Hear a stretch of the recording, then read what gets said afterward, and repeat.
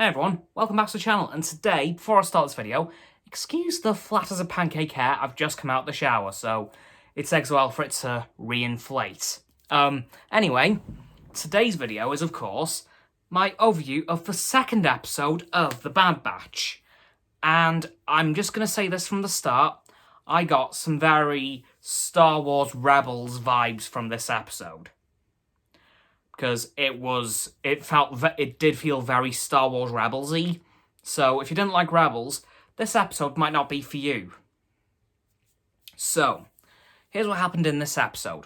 We jump in right where we left off in the last episode, as the Bad Batch and Omega have gone into hyperspace to head to galactic coordinates J19, which we find out very soon from Tech is Seleucami.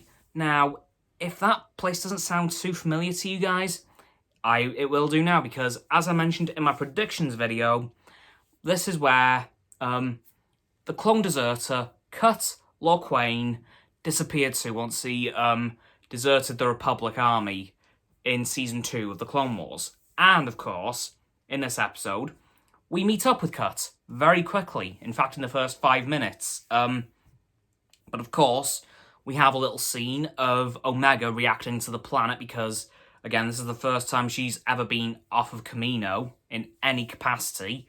So I think that first scene I can compare pretty firmly to when Rey ends up seeing Takodana for the first time in Star Wars Force Awakens on the Millennium Falcon, where she's like, I didn't think there was this much green in the entire galaxy. That's kind of this scene for Omega, because she's never left Kamino, much like Rey had never left Jakku, so that was a nice little parallel there between those two characters. So anyway, we meet up with Cut Lorquain and his family, which he formed with a Twi'lek female who he married, which was very nice to see her still around. But they've encountered a bit of a problem in this episode. Well, as I mentioned a few moments ago, Cut is a deserter from the Grand Army of the Republic. But now, the Empire is on Seleucami already. And, well, they've got to figure out a way to get off the planet, or Cut is getting arrested. And there is another problem. The Empire is impounding all civilian-owned ships. In fact, even some military ships that are there, they're impounding the lot, and are only allowing people on Imperial transports using what they call chain codes for every individual person. And of course, if they get Cuts, they'll once again realise that he's a deserter and will arrest him. Are you seeing the problem here, guys? Cut's kind of stuck, because if he stays on the planet, he'll get found out, gets arrested. If he tries to leave through the Imperial transports, they will get arrested. He'll get arrested. So, the Bad Batch needs to come up with a plan. And I'm not going to lie, it's a pretty good plan. Echo will head to the Imperial compound, which, by the way, already has the insignia of the Galactic Empire on, instead of the Republic, so they've already changed that. I mean, a couple of days into the Empire's reign, so that was cool to see. So, the plan is this.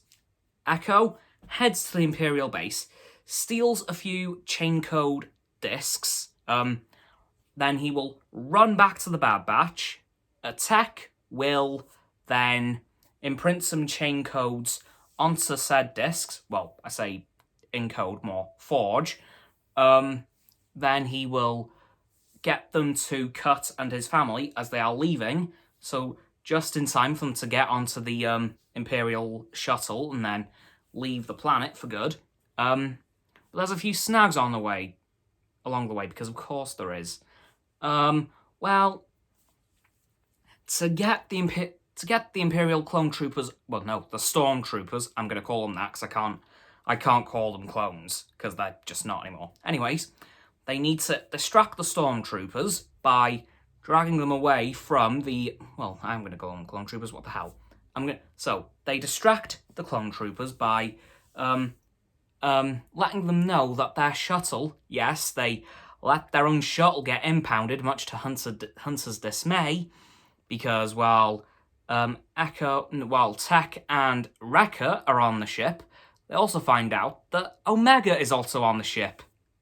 Yay! So they let that happen, at which point Echo sneaks into the Imperial base, gathers a few of those chips for the chain codes, runs back to the Bad Batch's shuttle, which is right where he is now, so that's convenient.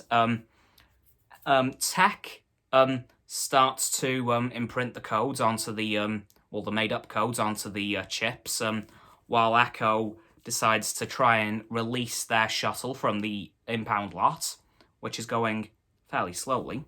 And then Omega takes it upon herself to take the codes to Cut and Hunter, who are waiting in the queue to get on the ship. But Hunter also wants Omega to go with them because he doesn't feel like he's ready to look after Omega because it's a very risky situation that they're in and he doesn't want to get involved. So Cut then says, we'll take her. So Echo grabs 5 of these chips, and then Tech does his thing, imprints them, and then Omega takes it upon herself to run to Cut and his family, soon to be her family as well, but then just at the last moment, as the Bad Batch are being attacked because they've been spotted, Omega runs back and says, I'm not leaving, simple as.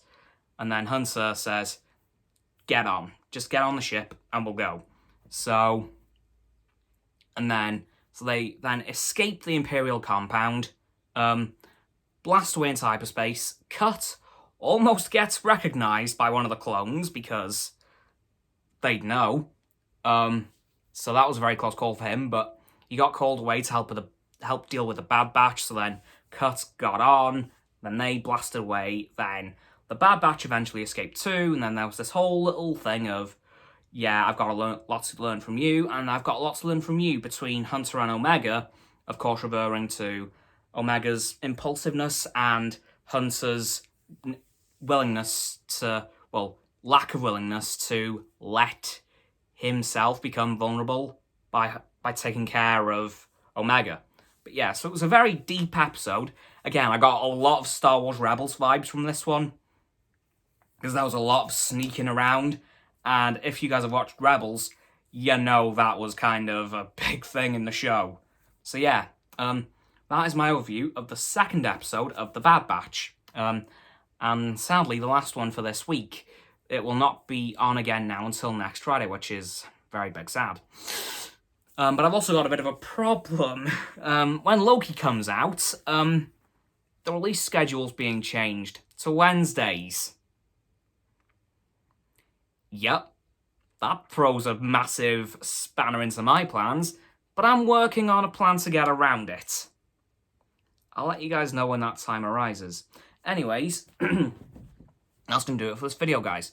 So, as always, people, don't forget to like this video, subscribe to mine and Roxanne's YouTube channel. Her link is down in the link tree in the description. My sub button is down there. Yep, that big red one.